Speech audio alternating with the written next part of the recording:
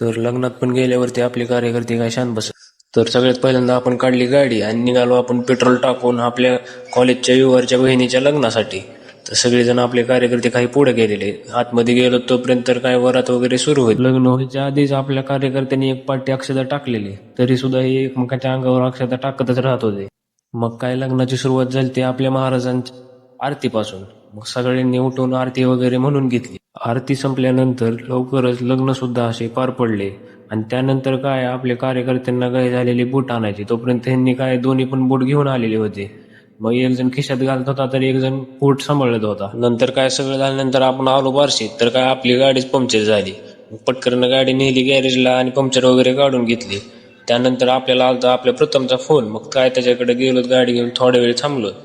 त्यानंतर आपण निघालो होतो रात्री घरी आणि आजच्या ब्लॉगचा एंड इथेच केला. आजचा ब्लॉग आवडला असेल तर लाईक आणि फॉलो करून जावा. धन्यवाद.